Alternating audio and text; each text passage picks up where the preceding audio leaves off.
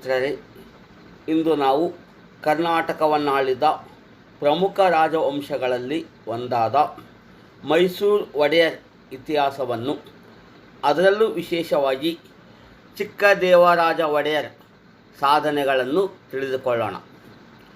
ವಿಜಯನಗರ ಸಾಮ್ರಾಜ್ಯ ಪತನವಾದ ಕೆಲವೇ ವರ್ಷಗಳಲ್ಲಿ ಕರ್ನಾಟಕದಲ್ಲಿ ಅನೇಕ ಚಿಕ್ಕ ಪುಟ್ಟ ರಾಜ್ಯಗಳು ಸ್ವತಂತ್ರಗೊಂಡವು. ಅಂಥ ರಾಜ್ಯಗಳಲ್ಲಿ ಕೆಳದಿಯ ನಾಯಕರು, ಯಲಹಂಕ ನಾಡಪ್ರಭುಗಳು, ಚಿತ್ರದುರ್ಗ ಪಾಳೆಗಾರರು, ಜೊತೆಗೆ ಮೈಸೂರು ಒಡೆಯರು ಸಹ ಒಬ್ಬರಾಗಿದ್ದಾರೆ. ಮೈಸೂರು ಸಂಸ್ಥಾನವನ್ನಾಳಿದ ಒಡೆಯರ್ ತಮ್ಮದೇ ಆದ ಇತಿಹಾಸವನ್ನು ಹೊಂದಿದ್ದಾರೆ. ಏಕೆಂದರೆ ಸುಮಾರು 5 ಶತಮಾನಗಳಿಗೂ ಹೆಚ್ಚು ಕಾಲ ಆಳ್ವಿಕೆ ನಡೆಸಿ ರಾಜಕೀಯ ಮತ್ತು ಸಾಂಸ್ಕೃತಿಕ ರಂಗದಲ್ಲಿ ತಮ್ಮದೇ ಆದ ಸ್ಥಾನವನ್ನು ಪಡೆದಿದ್ದಾರೆ. ಪ್ರಾರಂಭದಲ್ಲಿ ವಿಜಯನಗರದ ಸಾಮಂತರಾಗಿ, ನಂತರ ಸ್ವತಂತ್ರಗೊಂಡು ವಿಜಯನಗರದ ಭವ್ಯ ಪರಂಪರೆಯನ್ನು ಮುಂದುವರಿಸಿಕೊಂಡು ಬಂದು ಕರ್ನಾಟಕದ ಸಂಘಟನೆ, ಸುಧಾರಣೆ, ಏಕೀಕರಣ ಮತ್ತು ಸಾಂಸ್ಕೃತಿಕ ರಂಗದಲ್ಲಿ ಸಲ್ಲಿಸಿರುವ ಸೇವೆ ಅಪಾರವಾಗಿದೆ. 14ನೇ ಶತಮಾನದಿಂದ ಮೈಸೂರನ್ನು ಆಳಿದ ಒಡೆಯರ್ ಇತಿಹಾಸದಲ್ಲಿ ಚಿರಸ್ಮರಣೀಯರಾಗಿದ್ದಾರೆ. ಸುಮಾರು 5 ಶತಮಾನಗಳ ಕಾಲ ಆಳ್ವಿಕೆ ನಡೆಸಿ ತಮ್ಮದೇ ಆದ ಕೊಡುಗೆ ನೀಡಿದ್ದಾರೆ. ಒಡೆಯರ್ ವಂಶದ ಸ್ಥಾಪಕ ಯದುರಾಯ. ಇಲ್ಲಿ ಒಡೆಯರ್ ವಂಶದಲ್ಲಿ ಅನೇಕ ಒಡೆಯರ್ ಆಳ್ವಿಕೆ ಮಾಡಿದರು. ಸುಮಾರು 25 ಒಡೆಯರ್ ಆಡಳಿತ ನಡೆಸಿದರು. ಬಹುತೇಕ ಒಡೆಯರು ಕಿವುಡರಾಗಿದ್ದರು, ಇಲ್ಲವೇ ಮೂಗರಾಗಿದ್ದರು. ಒಂದು ಅಲವೇಲಮ್ಮನ ಶಾಪದಂತೆ ತಲಕಾಡು ಮರುಳಾಗಿ, ಮಾಲಂಜಿ ಮಡುವಾಗಿ ಮೈಸೂರು ಒಡೆಯರಿಗೆ ಮಕ್ಕಳಾಗದಿರಲಿ ಎಂಬ ಕಾಕತೀಳಿಯ ಶಾಪದಂತೆ ಮೈಸೂರು ಒಡೆಯರು ಬಹುತೇಕರಿಗೆ ಮಕ್ಕಳಿರಲಿಲ್ಲ. ನಂತರ ಮೈಸೂರನ್ನಾಳಿದ ಪ್ರಮುಖ ಒಡೆಯರ್ಗಳಲ್ಲಿ ಚಿಕ್ಕದೇವರಾಜ ಒಡೆಯರ್ ಮತ್ತು ನಾಲ್ವಡಿ ಕೃಷ್ಣರಾಜ ಒಡೆಯರ್ ಪ್ರಮುಖರಾಗಿದ್ದಾರೆ. ಒಡೆಯರ್ ವಂಶದ ಸ್ಥಾಪಕರೆಂದರೆ ಯದುರಾಯ ಮತ್ತು ಕೃಷ್ಣರಾಯ. ಇವರ ಮೊದಲ ರಾಜಧಾನಿ ಹದಿನಾಡು ಆಗಿತ್ತು.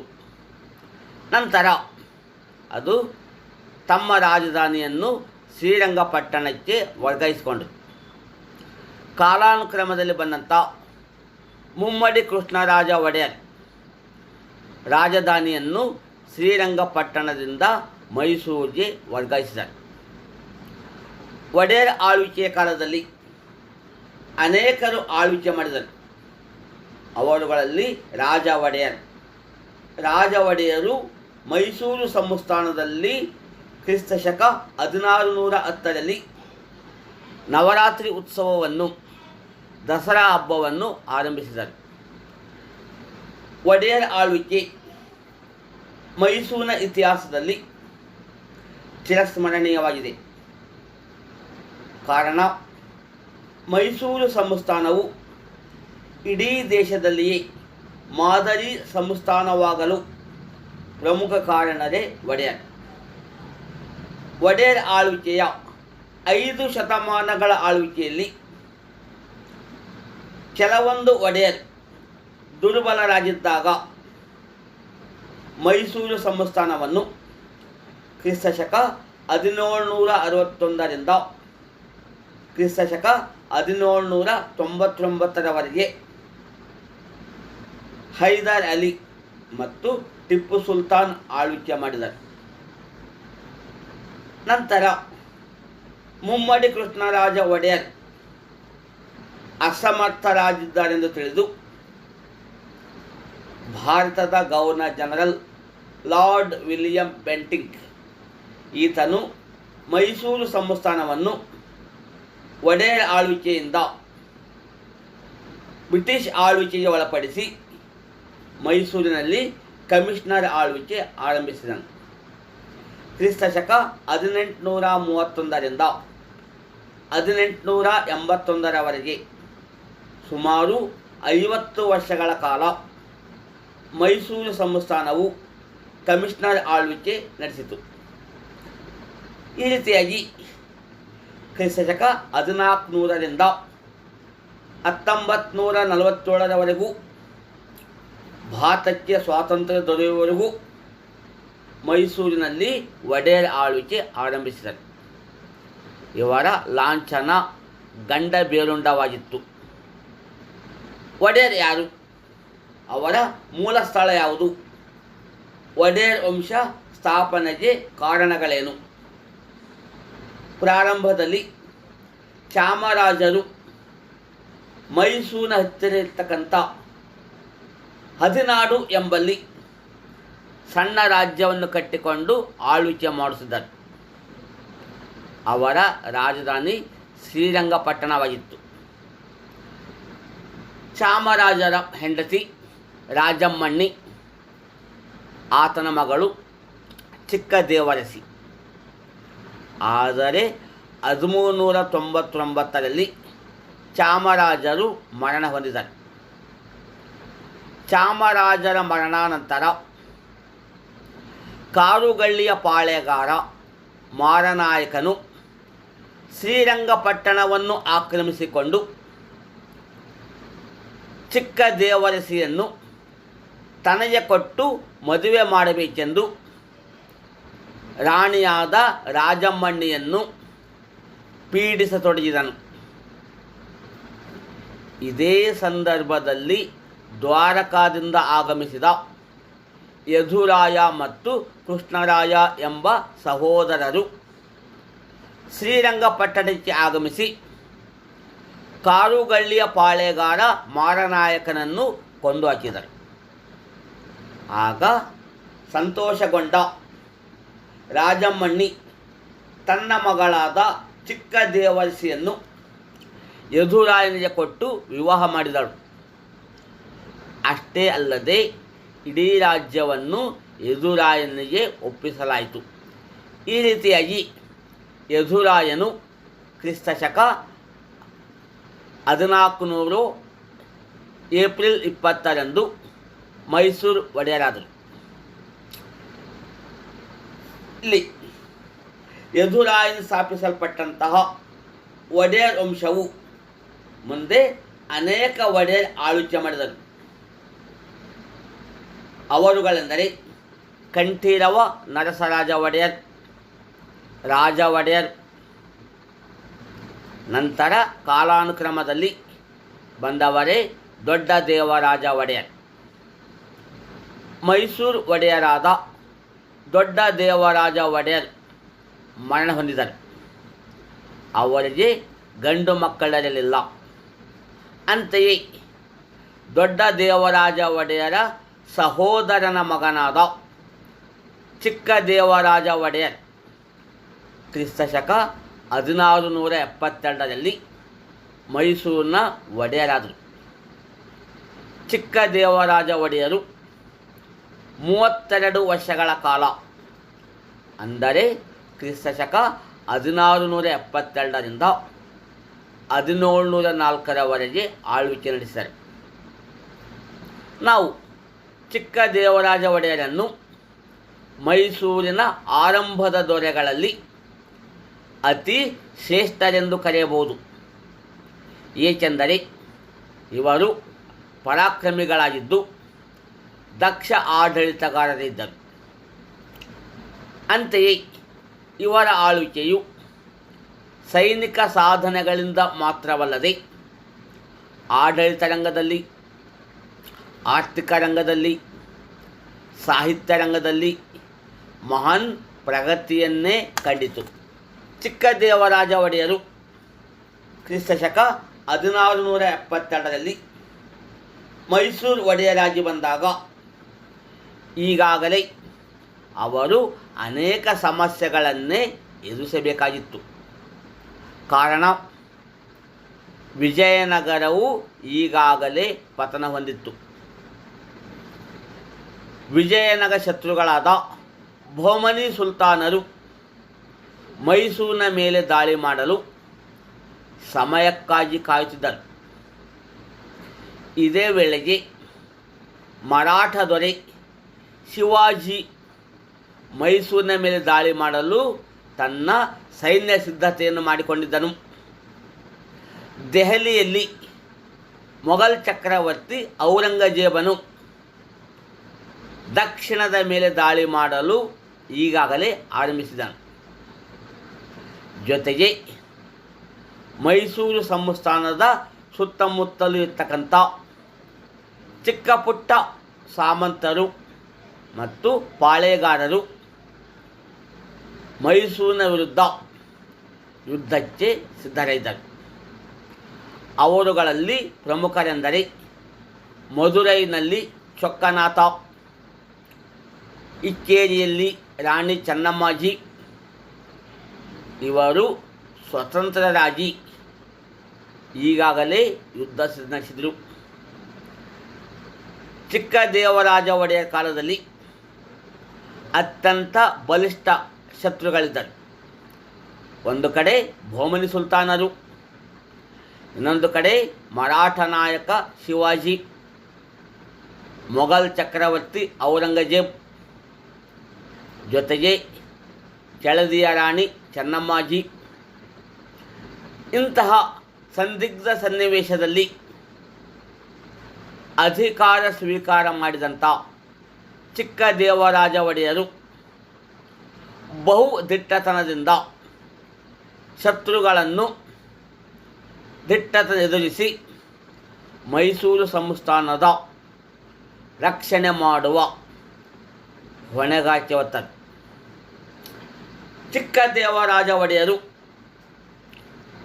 ತನ್ನ ಸುತ್ತಮುತ್ತಲಿನ ದೊರೆಗಳನ್ನು ಸೋಲಿಸಲು ತಮ್ಮ ಸೈನ್ಯ ಸಿದ್ಧತೆ ಮಾಡಿಕೊಂಡಿದ್ದರು. ಅಂತೆಯೇ ಚಿಕ್ಕದೇವರಾಜ ಒಡೆಯರ್ ನಾಯಕತ್ವದಲ್ಲಿನ ಸೈನ್ಯವು ಮೊದಲು ಮದುರೈ ಮೇಲೆ ದಾಳಿ ಮಾಡಿತು.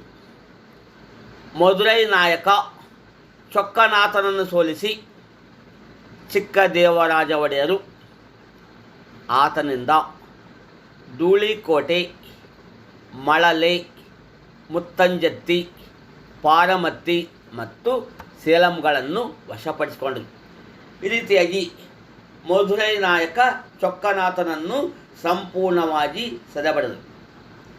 ಇದೇ ಸಂದರ್ಭದಲ್ಲಿ ಇಕ್ಕೇರಿಯ ರಾಣಿ ಚೆನ್ನಮ್ಮಾಜಿ ತನ್ನ ಸೈನ್ಯದೊಂದಿಗೆ ಮೈಸೂರು ಸಂಸ್ಥಾನದ ಮೇಲೆ ದಾಳಿ ಮಾಡಿದಳು.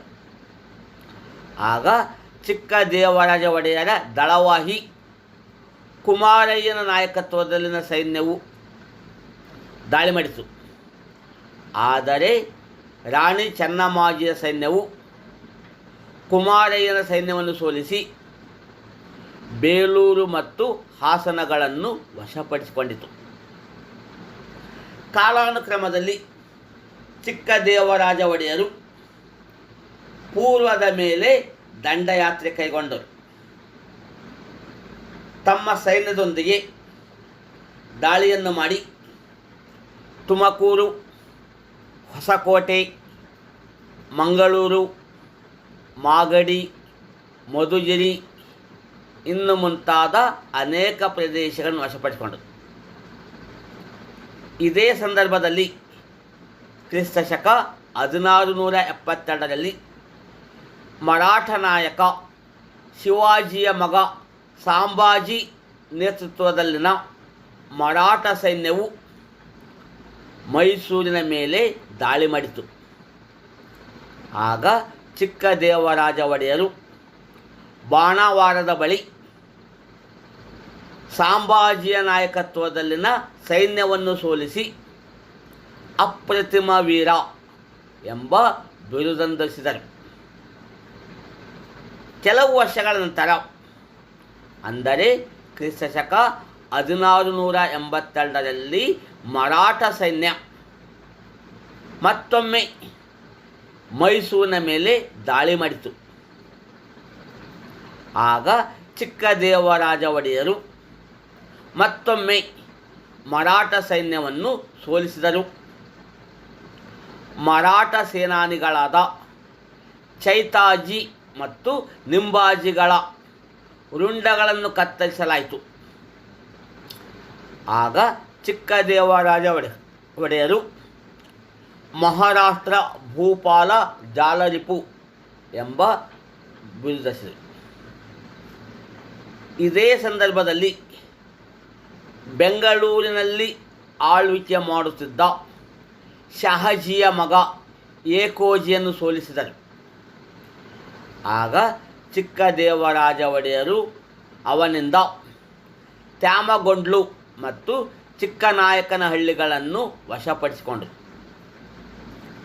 ಚಿಕ್ಕದೇವರಾಜ ಒಡೆಯರ ಸೈನಿಕ ದಾಳಿಗಳನ್ನು ಕಂಡಂತಹ ಶಹಾಜಿಯು ಬೆಂಗಳೂರನ್ನು ಬಿಟ್ಟುಕೊಡಲು ನಿರ್ಧರಿಸಿದನು. ಅಷ್ಟರಲ್ಲಿಯೇ ಔರಂಗಜೇಬನ ಸೇನಾನಿ ಹಕೀಂ ಖಾನನು ಬೆಂಗಳೂರನ್ನು ವಶಪಡಿಸಿಕೊಂಡು ಅದನ್ನು ಚಿಕ್ಕದೇವರಾಜ ಒಡೆಯರಿಗೆ 3 ಲಕ್ಷ ರೂಪಾಯಿಗಳಿಗೆ ಮಾರಾಟ ಮಾಡಿದನು. ಆಗ ಚತುರಮತಿಯಾದಂಥ ಚಿಕ್ಕದೇವರಾಜ ಒಡೆಯರು ಬಲಿಷ್ಠನಾದ ಮೊಘಲ್ ಚಕ್ರವರ್ತಿ ಔರಂಗಜೇಬನ ಶತ್ರುತ್ವವನ್ನು ಕಟ್ಟಿಕೊಳ್ಳಲು ಇಷ್ಟಪಡಲಿಲ್ಲ. ಅಂತೆಯೇ ಅವರು ಕ್ರಿಸ್ತಶಕ 1699ರಲ್ಲಿ ಕರಣಿಕಲಿಂಗಯ್ಯ ಎಂಬ ರಾಯಭಾರಿಯನ್ನು ಔರಂಗಜೇಬನ ಆಸ್ಥಾನಕ್ಕೆ ಕಳುಹಿಸಿದರು. ಆಗ ಔರಂಗಜೇಬನು ಚಿಕ್ಕದೇವರಾಜ ಒಡೆಯರಿಗೆ ರಾಜ ಜಗದೇವ ಎಂಬ ಬಿರುದು ನೀಡಿದನು. ಚಿಕ್ಕದೇವರಾಜ ಒಡೆಯರು ಮಹಾನ್ ಯೋಧರು ಮಾತ್ರವಲ್ಲದೆ ಒಬ್ಬ ದಕ್ಷ ಆಡಳಿತಗಾರರು ಸಹ ಆಗಿದ್ದರು.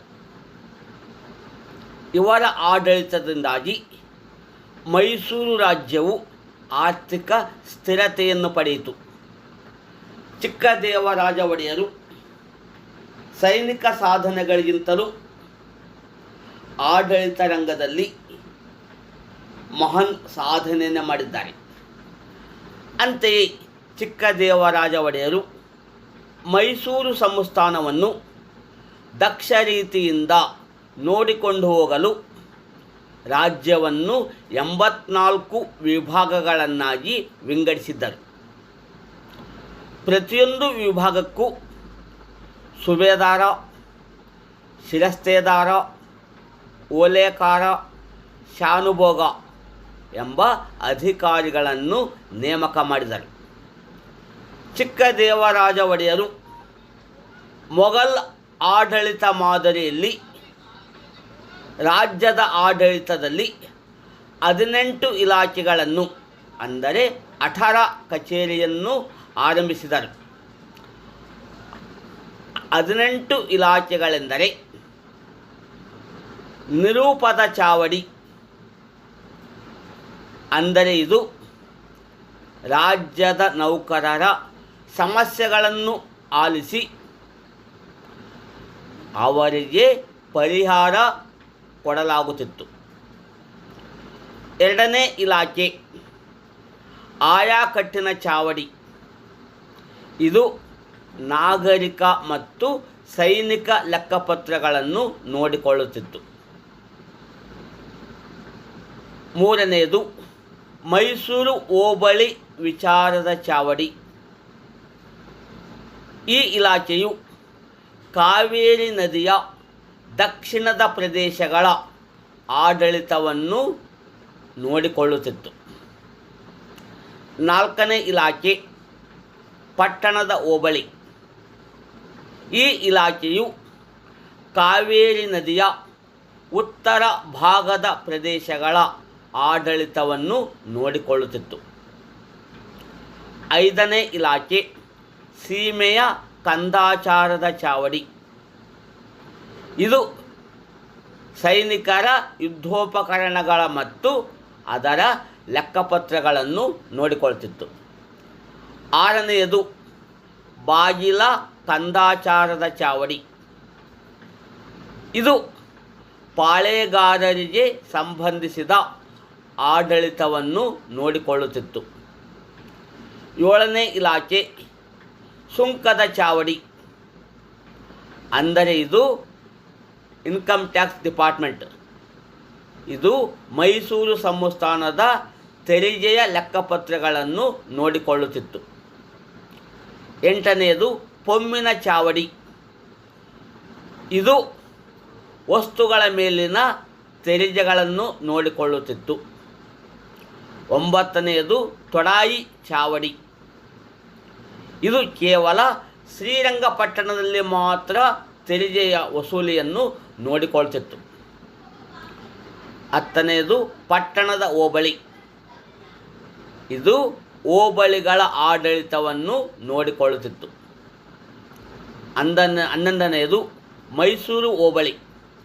ಇದು ಚಿಕ್ಕದೇವರಾಜ ಒಡೆಯರ್ ಕಾಲುವೆ ಎಂದು ಹೊಸದಾಗಿ ನಿರ್ಮಾಣವಾದಂಥ ಕಾಲುವೆಯ ಆಡಳಿತವನ್ನು ನೋಡಿಕೊಳ್ಳುತ್ತಿತ್ತು. 12ನೇ ಇಲಾಖೆ ಬೆಣ್ಣೆಯ ಚಾವಡಿ. ಇದು ಅರಮನೆಯಲ್ಲಿನ ದನಕರುಗಳನ್ನು ನೋಡಿಕೊಳ್ಳುತ್ತಿತ್ತು.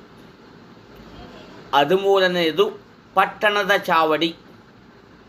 ಇದು ಅರಮನೆ, ಕೋಟೆ ಮತ್ತು ಸಾರ್ವಜನಿಕ ಕಟ್ಟಡಗಳನ್ನು ಜೊತೆಗೆ ಕಾನೂನು ಪಾಲನೆಯನ್ನು ನಿರ್ವಹಿಸುತ್ತಿತ್ತು. 14ನೇದು ಬಾಗಿನ ಚಾವಡಿ. ಇದು ಮೈಸೂರು ಸಂಸ್ಥಾನದ ಗೂಢಾಚಾರ ಕಾರ್ಯವನ್ನು ನೋಡಿಕೊಳ್ಳುತ್ತಿತ್ತು. 15ನೇದು ಸಮ್ಮುಖದ ಚಾವಡಿ. ಇದು ಮೈಸೂರು ಅರಮನೆಯ ಲೆಕ್ಕಪತ್ರಗಳನ್ನು ನೋಡಿಕೊಳ್ಳುತ್ತಿತ್ತು. 16ನೇದು ದೇವಸ್ಥಾನದ ಚಾವಡಿ.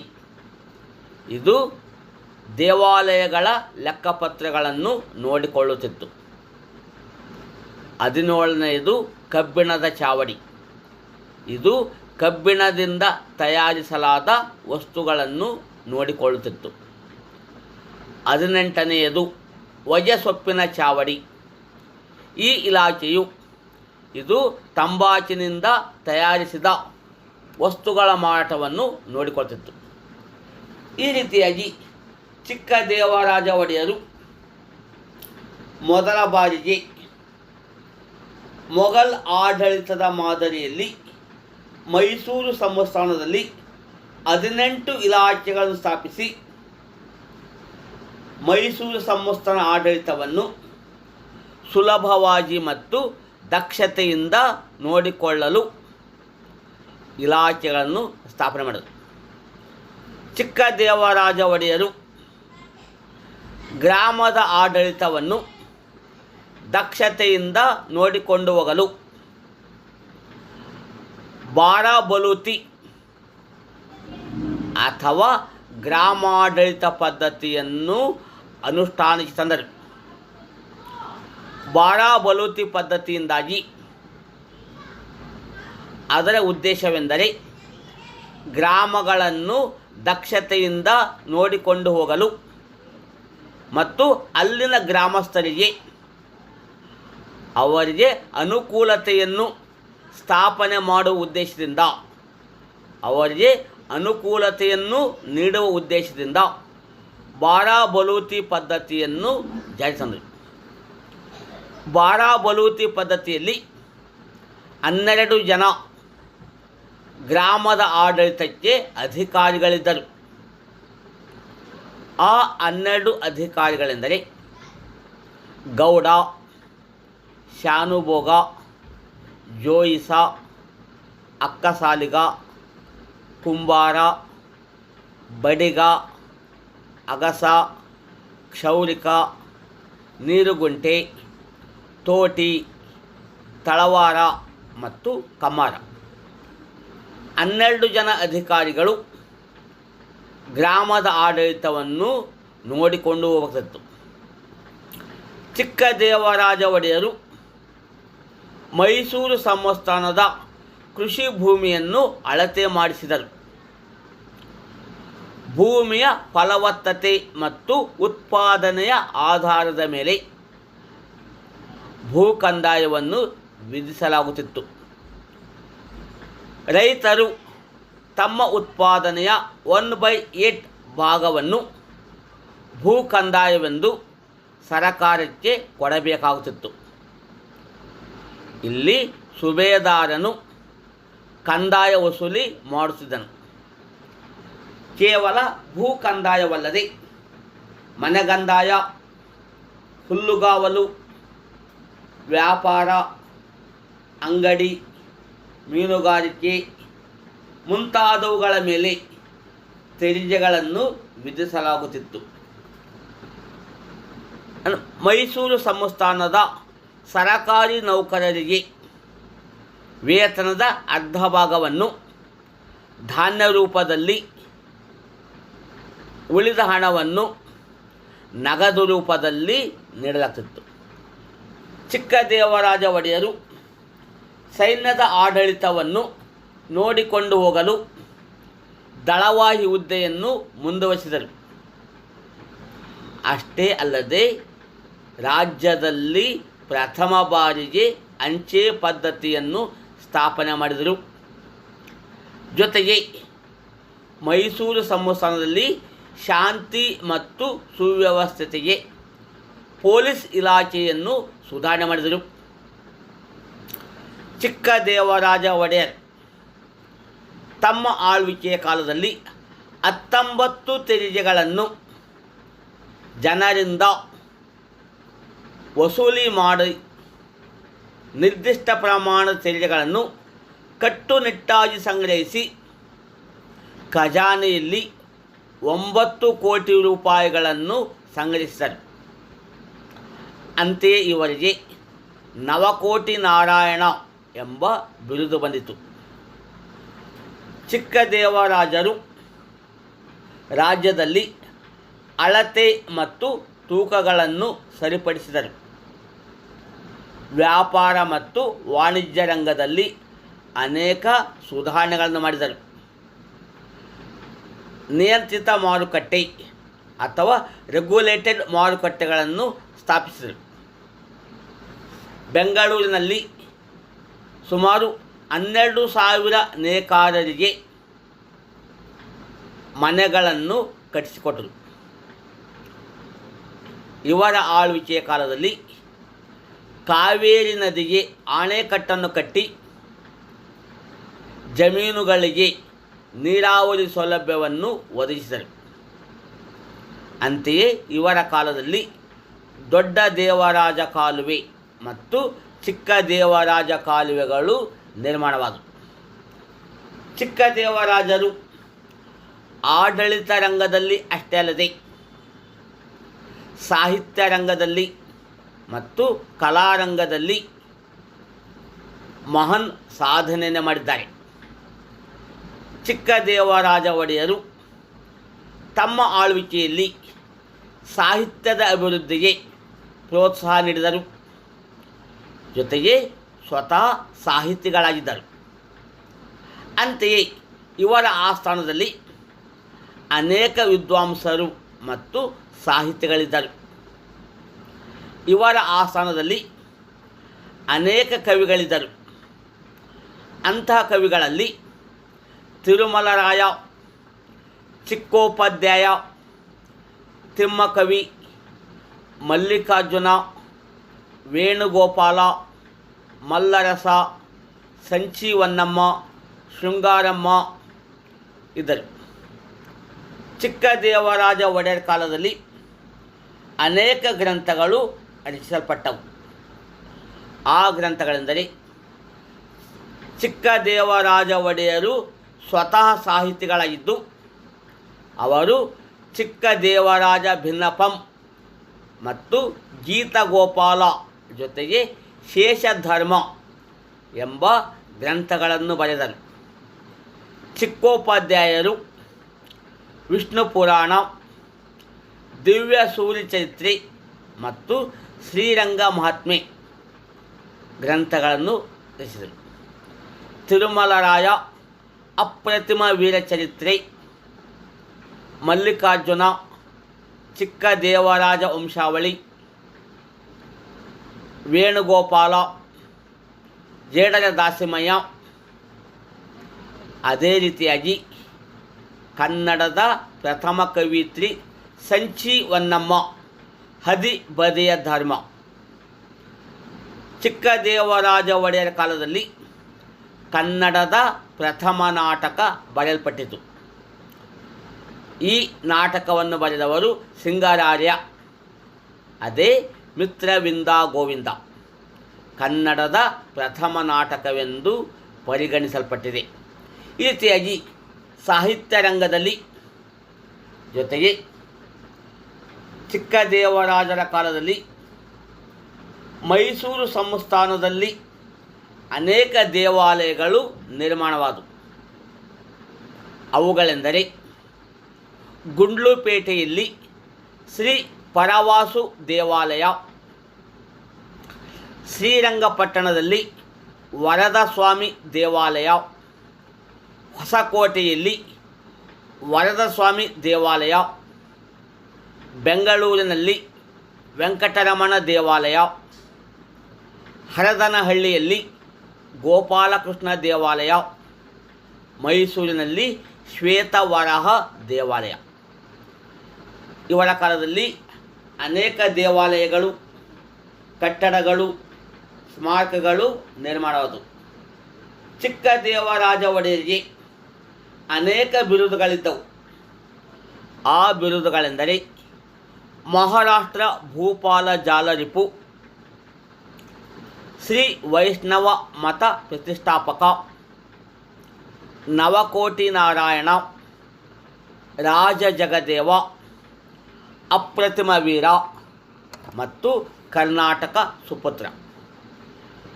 ಈ ರೀತಿಯಾಗಿ ಚಿಕ್ಕ ದೇವರಾಜ ಒಡೆಯರು ಅತ್ಯಂತ ಸಂದಿಗ್ಧ ಸನ್ನಿವೇಶದಲ್ಲಿ ಮೈಸೂರಿನ ಸಿಂಹಾಸನವನ್ನೇರಿ ತಮ್ಮ 32 ವರ್ಷಗಳ ಆಳ್ವಿಕೆಯಲ್ಲಿ ಮೈಸೂರು ಸಂಸ್ಥಾನವನ್ನು ರಕ್ಷಣೆ ಮಾಡಿದರು.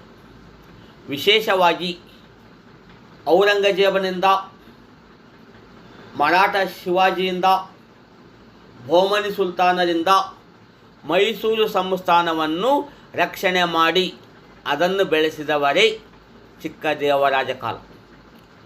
ಇವರ ಕಾಲದಲ್ಲಿ ಮೈಸೂರು ರಾಜ್ಯವು ಸೈನಿಕ ದಿಗ್ವಿಜಯಗಳಿಂದ ಆರ್ಥಿಕ ಸಮೃದ್ಧಿಯಿಂದ ಕೂಡಿತ್ತು. ಇವರ ಪರಿಶ್ರಮದಿಂದಾಗಿ ಮೈಸೂರು ರಾಜ್ಯವು ಧಾರ್ಮಿಕ ಸಹಿಷ್ಣುತೆಯಿಂದ ಜೊತೆಗೆ ಸಾಂಸ್ಕೃತಿಕ ರಂಗದಲ್ಲಿ ಸರ್ವಾಂಗೀಣ ಪ್ರಗತಿ ಕಂಡಿತು.